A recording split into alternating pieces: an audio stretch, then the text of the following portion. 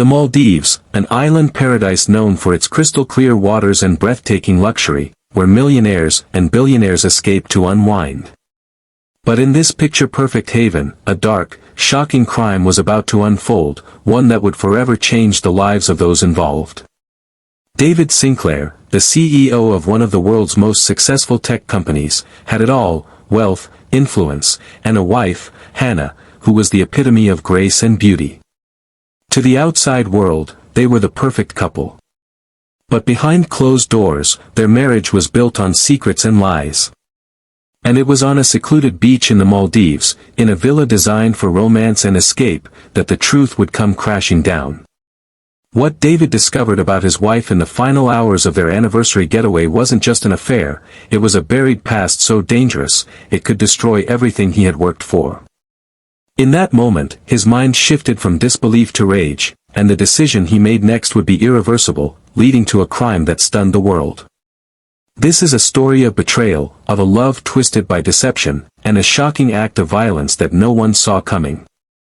Stay tuned, because the revelation that unfolds will leave you questioning how well we really know those closest to us. Thank you, my viewers and my subscribers. If you are new here, please subscribe to our YouTube channel and turn on notifications so you never miss out on our new videos. David Sinclair's life seemed like a dream to anyone on the outside.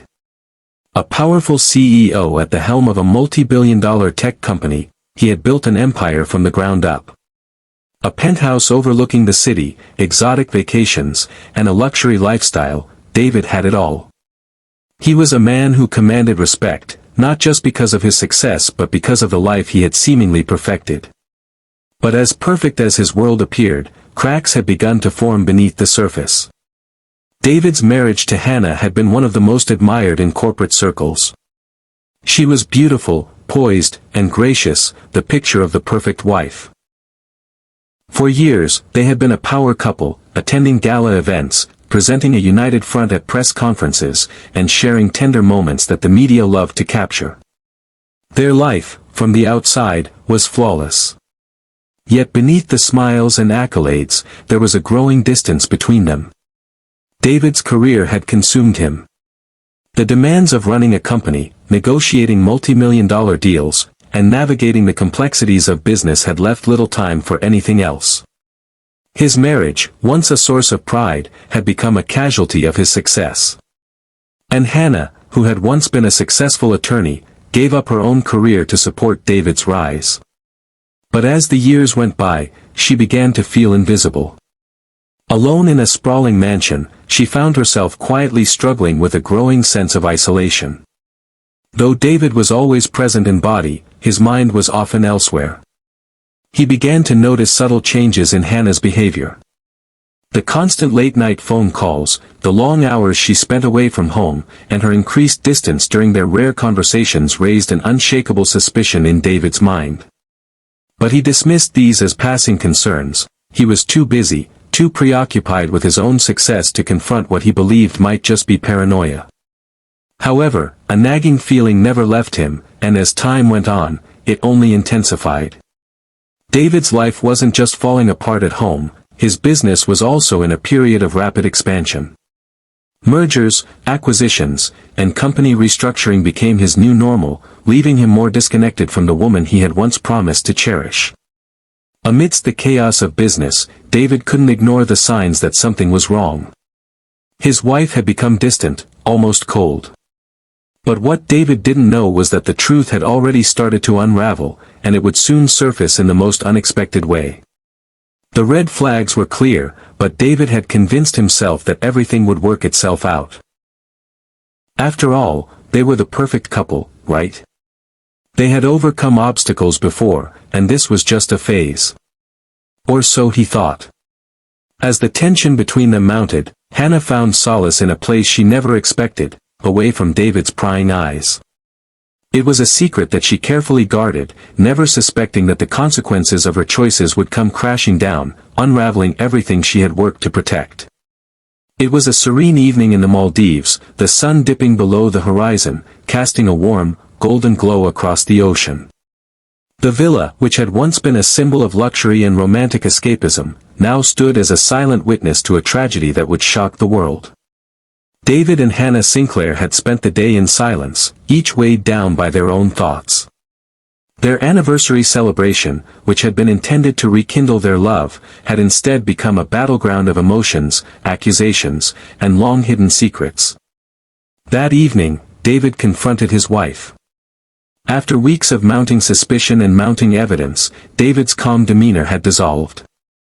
He had no intention of letting her lies linger any longer. They sat at the edge of the infinity pool, the sounds of the ocean mixing with the soft whispers of the wind. It was here, in this paradise, that David Sinclair's world would shatter. "Hannah, I know about him," David's voice broke the quiet, carrying a cold edge. The words hung in the air, a knife of truth cutting through the facade they had both carefully built. Hannah's face went pale. Her eyes, wide with shock and fear, darted around, searching for a way to deny it, to explain herself. But the truth had already been laid bare, and David's expression hardened. The affair, the one she had tried so hard to keep hidden, was just the beginning. He pulled out a file from his briefcase and set it down between them. Inside were damning details, messages, pictures, records, everything that pointed to Hannah's double life. David's betrayal was not just emotional. It went deeper than that. The evidence contained not only her affair but also the shocking revelation of her past. A past that David had never known about. As he handed her the file, the color drained from Hannah's face. She could no longer hide behind the mask of the perfect wife. Her connection to a criminal underworld, one that was deeply entrenched in organized crime, was revealed in chilling detail. Hannah had used her marriage to climb the social ladder, all while maintaining ties to dangerous people. David's mind raced. The woman he had loved, the woman he thought he knew, had been living a life of deceit. The shock was almost unbearable. Hannah tried to explain, but David was too far gone. His world had come crashing down, and with it, his mind spiraled. He had been betrayed in the most devastating way possible, and the anger that had built within him over the years of their crumbling marriage boiled over. The confrontation grew heated, and before David could fully process his emotions, his actions became violent. David's hands reached for the nearest object, a heavy, ornate statue. It wasn't planned. It wasn't a calculated act. But in the heat of the moment, driven by rage and heartbreak, David struck her. The force of the blow sent Hannah crashing to the ground, her body lifeless before she even had the chance to utter another word. The reality of what he had done hit him in an instant. He stood over her body, trembling. Panic set in as David realized the irreversible nature of his actions. His perfect life had just come crashing down in a single, tragic moment of violence. The following morning, the villa remained eerily quiet. The staff, accustomed to guests coming and going, noticed a shift in the atmosphere. David had insisted on delaying their return flight, citing personal reasons. But his requests raised suspicion. Something wasn't right. The villa staff reported their concerns to local authorities, and it wasn't long before the police were called to investigate the matter. At first, David attempted to maintain his composure. He explained that an argument had occurred, but he claimed Hannah had taken her own life in a moment of despair. His words, however, lacked conviction. The investigators, upon arriving at the scene, quickly noted the inconsistencies in his story. The villa, which had once been a symbol of their luxury, now stood as the backdrop to a murder investigation. Forensic evidence was collected, and it didn't take long for the truth to begin unraveling. Blood spatter patterns and the position of the body pointed to foul play. The lack of a weapon at the scene further deepened suspicions. Investigators also uncovered the evidence of a violent struggle, a sign that the death had not been as peaceful as David had claimed. As the investigation progressed, the authorities began to focus on David. His conflicting statements, his anxious behavior, and his obvious attempts to control the narrative raised red flags.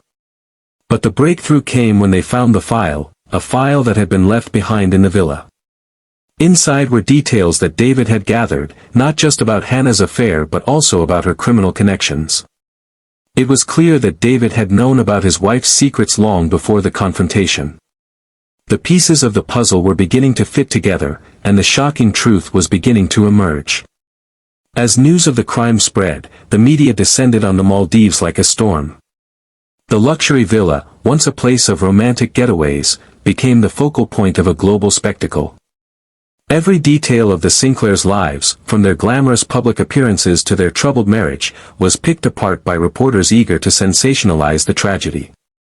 The media was quick to paint David as a man who had been wronged, his wife's secrets leading him to commit an unthinkable crime.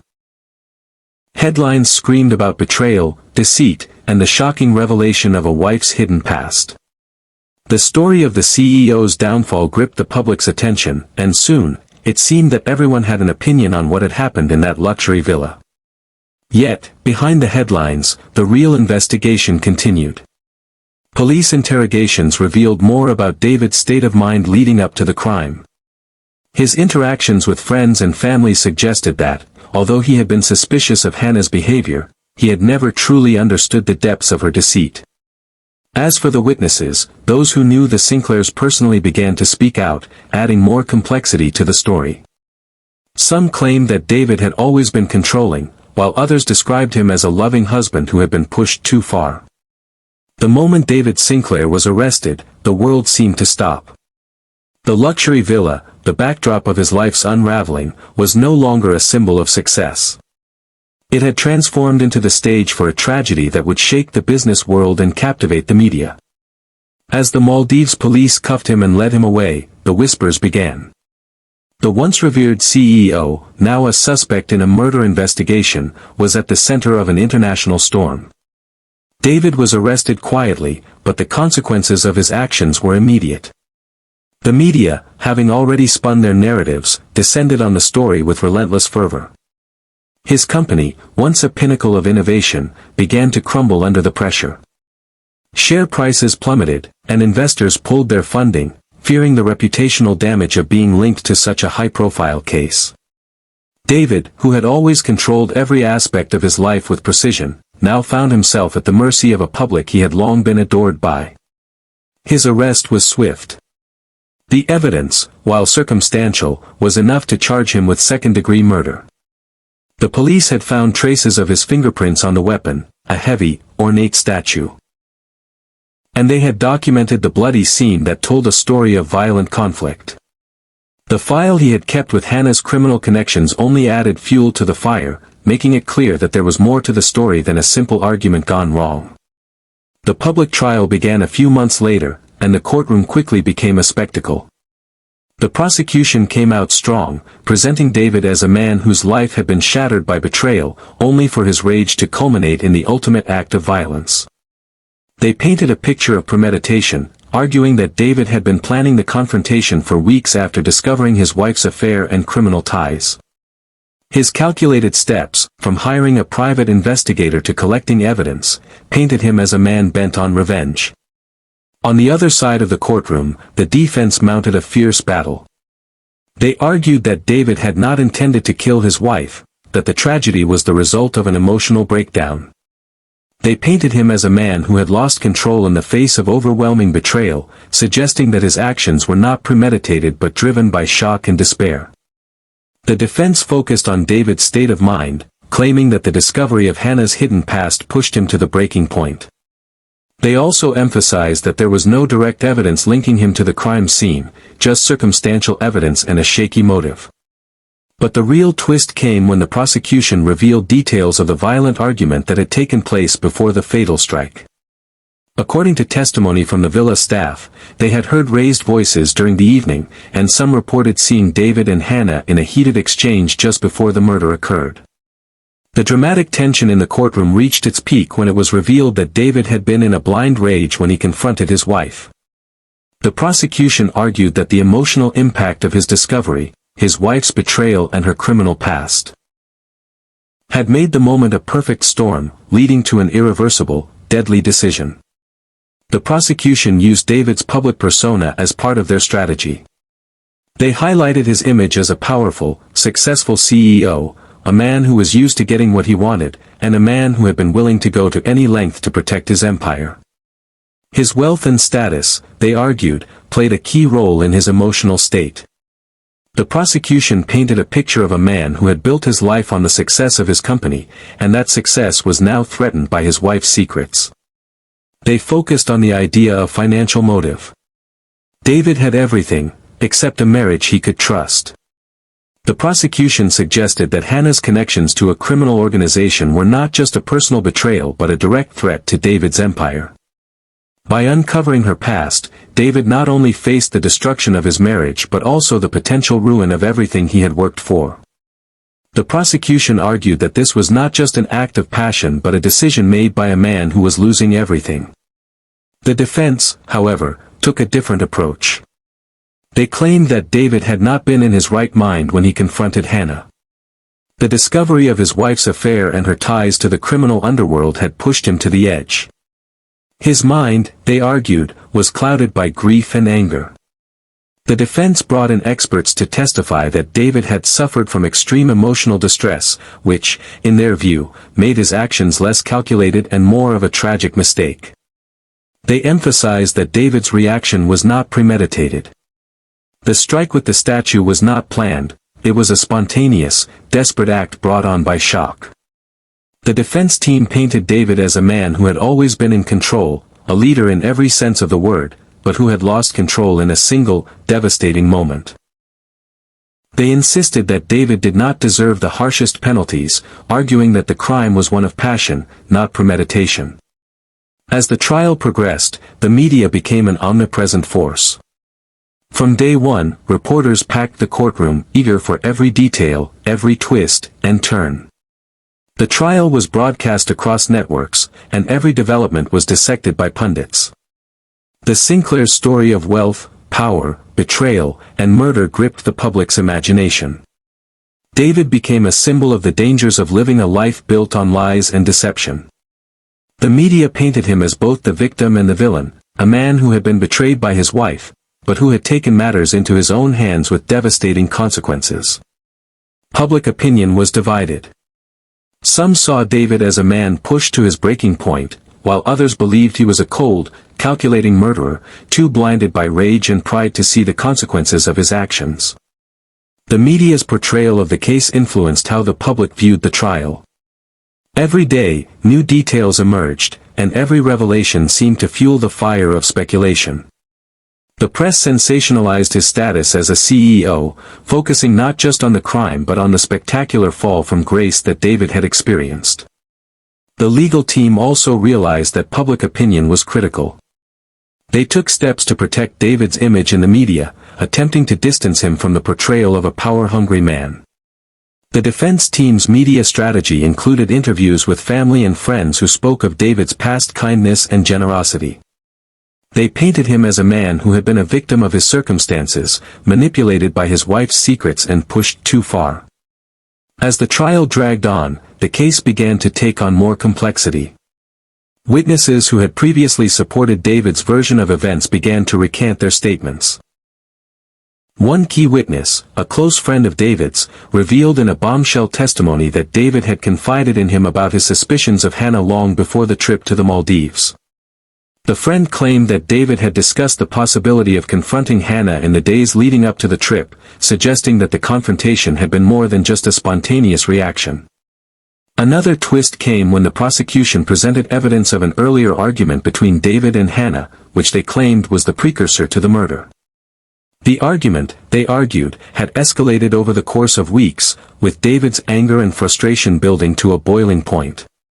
The defense, however, attempted to downplay these revelations, arguing that the argument was not related to the murder and that the confrontation in the villa had been the result of an overwhelming emotional breakdown.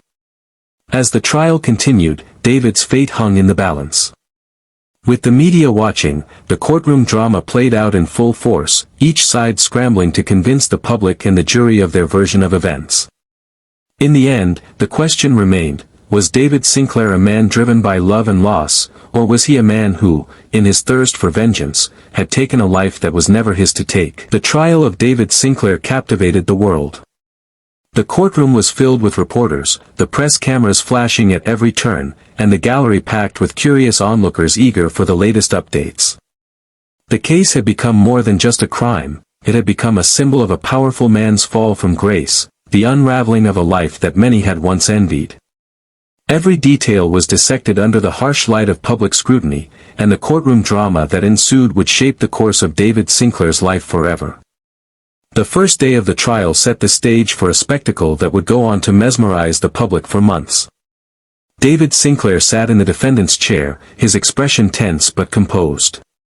The prosecution wasted no time in painting a vivid picture of betrayal and rage, presenting David as a man who had allowed his personal emotions to cloud his judgment, leading to the brutal murder of his wife. The prosecution's opening argument was delivered with precision. They presented the timeline of events leading up to the murder, David's growing suspicions, his hiring of a private investigator, and the shocking discoveries that followed. They also detailed the confrontation that took place that fateful night at the villa. According to the prosecution, David had waited for the perfect moment to confront his wife, using the supposed romantic getaway as a stage for the tragic act. Then, the prosecution introduced its star witness, the villa staff. Several employees took the stand, recounting the events leading up to and following the crime. One housekeeper testified that she had overheard raised voices and the sounds of furniture being moved during the evening of the confrontation. She spoke of the tension that had filled the villa that night, a tension that had not been present when the couple had arrived just days earlier. Her testimony painted a picture of a marriage on the brink of collapse, with David and Hannah's final moments together marked by a volatile and angry confrontation. The most damning testimony came from the private investigator who had been hired by David. He detailed the evidence he had gathered on Hannah's infidelity and her ties to the criminal underworld. The investigator explained how David had meticulously collected information about his wife's affair, only to discover far more disturbing secrets that, according to the prosecution, had ultimately led to David's emotional breakdown. Then, the prosecution revealed the crime scene photos. The images were chilling, blood spattered across the villa's luxurious marble floors, the heavy statue lying next to Hannah's lifeless body. The prosecution argued that the evidence showed premeditation, that David had taken the time to plan the confrontation and had used the statue as a weapon in a moment of rage. But the defense quickly struck back. The defense, led by a sharp and determined lawyer, fought fiercely against the prosecution's case. They painted a much different story, one where David Sinclair was not a cold-blooded murderer, but a man devastated by betrayal and pushed to the edge of his sanity. The defense's opening argument focused on David's emotional state. They described the years of pressure that David had faced as the CEO of a rapidly growing tech company. The constant strain of mergers, acquisitions, and public appearances had taken a toll on his mental health. His marriage, once the bedrock of his life, had slowly deteriorated as his wife, Hannah, became increasingly distant. David, they argued, was blindsided by the discovery of his wife's affair. It was a blow that he had never anticipated. The defense highlighted how David had found himself in a toxic, emotionally fraught situation, one where the love and trust he had once shared with his wife had crumbled into something unrecognizable. His outburst, they claimed, was a spontaneous reaction to the unbearable pain of betrayal and shock, not a calculated murder. They also challenged the prosecution's evidence, questioning whether the crime scene truly indicated premeditation. They pointed out that there was no direct evidence that David had planned to kill Hannah. The weapon, they suggested, was merely something that David had grabbed in a fit of emotional turmoil. The defense's key point was that David's actions had been driven by intense emotional distress, not a desire to commit murder. The trial took an unexpected turn when the defense presented its own forensic evidence. A renowned psychologist took the stand to testify about David's mental state. The psychologist explained that David's emotional breakdown, combined with his heightened stress levels, could have led to a dissociative episode. According to the expert, David could have been so consumed by his feelings of betrayal that he acted impulsively, unable to fully comprehend the gravity of his actions in the moment. This, the defense argued, was not the act of a premeditated killer but a man pushed to the edge by overwhelming circumstances. In a dramatic twist, the defense also introduced a new theory, the possibility that Hannah's ties to the criminal underworld had influenced David's actions. The defense team suggested that Hannah's past, filled with dangerous associations, had placed both David and her in peril. They argued that David, in his fragile emotional state, had believed that confronting Hannah's secrets was the only way to protect his family and his future. The defense claimed that David had been a man desperate to regain control of his life, and in a moment of rage, he had done the unthinkable.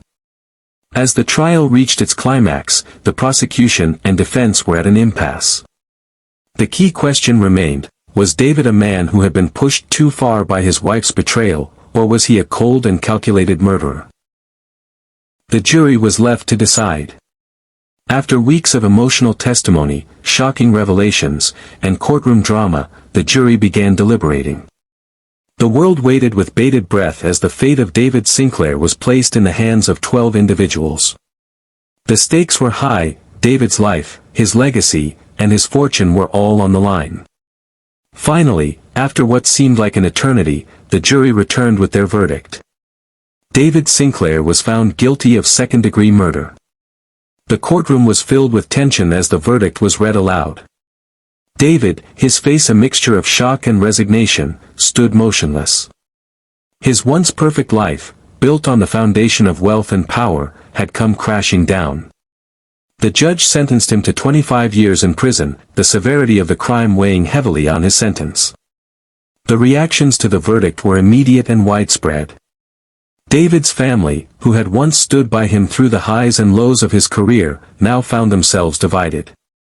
Some members expressed disbelief, struggling to accept the man they knew as a murderer. Others, however, believed the verdict was just, acknowledging the years of emotional turmoil that David had endured before the crime. David's close friends and business associates, once fiercely loyal, began to distance themselves. The shame of being associated with a man who had committed such a heinous act was too much for many to bear. His company, which had once been a leader in the tech industry, fell apart in the wake of the scandal. Investors pulled out, and within months, the empire he had built with so much ambition crumbled. The public, meanwhile, was split. Some saw David as a victim of his own success, a man who had been destroyed by a world of lies, while others viewed him as a cold-blooded murderer who had taken the life of his wife in a fit of rage. The media, ever eager to feed the public's thirst for scandal, continued to fuel the fire, with reporters and pundits offering their own interpretations of the trial's outcome. David Sinclair's name, once synonymous with corporate success, had now become a cautionary tale. His story, a tragedy of love, betrayal, and ultimate downfall, would live on as one of the most talked about scandals in modern history. The conviction of David Sinclair marked the end of a long and painful chapter in his life.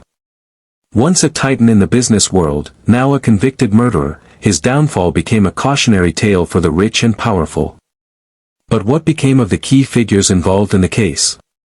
What impact did the trial have on the legal system, the community, and the public's perception of justice? And did David Sinclair's story truly come to a close with his sentencing, or was there more beneath the surface? David Sinclair was sentenced to 25 years in prison, a verdict that seemed inevitable in the face of overwhelming evidence. But while the gavel had fallen, the consequences of his crime were far-reaching. Behind bars, David struggled to come to terms with what he had done. The man who had once commanded boardrooms and media attention now spent his days in isolation, haunted by the image of his wife's lifeless body. In prison, David found himself grappling with the legacy of his crime. He was no longer the respected CEO, he was just another inmate. His former colleagues, who once looked up to him as a visionary, now spoke of him only in hushed tones. Some believed that David had been a victim of circumstances, manipulated by his wife's hidden life and overwhelmed by the pressure of his career. Others, however, felt that he had used his status and intelligence to justify his actions and manipulate the people around him. He was forced to face the realization that his wealth, power, and reputation could not protect him from the consequences of his decisions. As years passed, David's legal team filed for an appeal, arguing that the emotional distress he had suffered during the discovery of his wife's affair and criminal past should have mitigated his sentence. They sought a reduction, claiming that the original trial had not fully considered the psychological toll on David. However, the appeals court upheld the sentence, reinforcing the notion that murder, regardless of the circumstances, had to be punished accordingly. Hannah Sinclair's family were left to pick up the pieces after her death. They had been largely absent from the public eye during the trial, choosing to mourn privately. They now found themselves in the uncomfortable position of being both devastated by Hannah's loss and angered by the revelations of her past. Her family members were shocked to learn about her ties to the criminal underworld, and while they had long suspected some sort of hidden life, they never imagined that her actions would lead to her tragic end. In the aftermath of the trial, some members of her family chose to speak out, sharing their grief but also expressing their frustration with the deception that had ultimately led to her death. Hannah's past continued to haunt her family even after the trial. They struggled to reconcile the woman they had loved with the woman revealed in court, someone entirely different from the image they had once held dear. For them, the aftermath wasn't just about mourning her loss, but also about coming to terms with the woman she had truly been. Her secrets, once buried, were now public, and there was no escaping the stigma. The private investigator who had uncovered Hannah's infidelity and criminal ties found himself caught in a media whirlwind.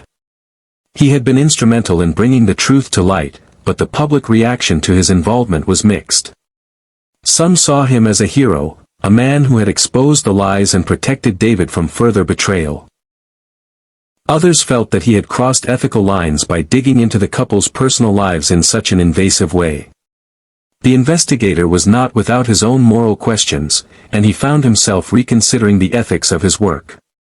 His role in the case haunted him, and he began questioning how much he should have revealed about Hannah's past, knowing it would eventually destroy the lives of so many.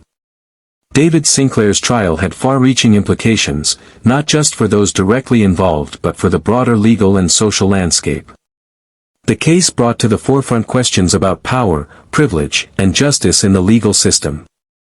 Could someone as wealthy and influential as David really be held accountable for his actions? His trial had been one of the most publicized in recent history, and it sparked debates about whether the justice system treated the rich and powerful differently than it did the rest of society. The defense's strategy, highlighting David's emotional distress as a mitigating factor, raised questions about how mental health issues should be considered in legal proceedings, especially in cases involving violent crime. The case also ignited discussions about the expectations placed on men in powerful positions. David, as the head of a major corporation, had been expected to maintain a level of control and composure at all times. The public and media had idealized him as a man who had it all: wealth, success, and a beautiful wife. When that image cracked, it shattered the illusion of the perfect life that many had come to expect from high-profile individuals. David's trial, in many ways, challenged the concept of perfection in the public eye and revealed how fragile the facade of success could be. Beyond the legal implications, the case raised concerns about the growing sense of isolation among individuals in high-pressure environments. David's story was not unique in that sense. Many people, both in the corporate world and beyond, struggle with emotional isolation and the impact of unchecked ambition. Hannah's secret life, hidden behind the walls of a seemingly perfect marriage, highlighted the dangers of living with hidden trauma, and her tragic end underscored the destructive consequences of keeping secrets for too long. Despite the finality of the verdict, there were lingering doubts about the true nature of David's guilt. While the prosecution's case had been strong, the defense's argument about emotional distress had resonated with some. Questions arose about whether the legal system had done enough to account for the full scope of David's emotional suffering. Had the jury truly understood the complexity of his mental state in the moments leading up to the crime? David's legal team continued to push for an appeal, insisting that new evidence and psychological studies should lead to a re-evaluation of his sentence. But as the years passed, public interest in the case began to wane. The once celebrated CEO, now a convicted murderer, faded from the media spotlight. Some argued that he was still a victim of the emotional devastation caused by his wife's betrayal, while others believed that his wealth and status had clouded his judgment and that justice had been rightfully served. The debate over David Sinclair's case lingered in the public sphere for years. Was he a victim of circumstances, or was he a man who used his emotional distress as an excuse for committing murder? The case left many wondering whether society's obsession with wealth, power, and success could ever truly protect individuals from the consequences of their actions. Could a man like David ever find redemption, or was his fate sealed by the dark secrets he uncovered in the final moments of his marriage? David Sinclair's story is a reminder that even the most perfect lives, the most enviable careers, and the most beautiful relationships can be shattered by a single, irreversible act. It raises a chilling question for us all: how well do we really know the people we love? And how far can we go before the truth, no matter how painful, becomes something we cannot live with? David's tragedy was not just about one man's downfall, it was about the fragile nature of trust, the devastating power of secrets, and the haunting consequences of betrayal. In the end, was the price of his success worth the cost of his soul? Thank you for watching this chilling story unfold. We hope it gave you a deeper understanding of the devastating consequences of betrayal, trust, and the hidden lives we sometimes choose to lead. If you found this story as gripping as we did, please don't forget to like, comment, and subscribe. We'd love to hear your thoughts on the case. Do you believe David Sinclair was justified in his actions, or was he beyond redemption? Drop your opinions in the comments below. And while you're at it, let us know where you're watching from. Whether it's across the globe or from your local town, we're curious to hear from you. Stay tuned for more true crime stories that explore the darkest corners of human nature. Until next time, stay safe, and keep questioning everything.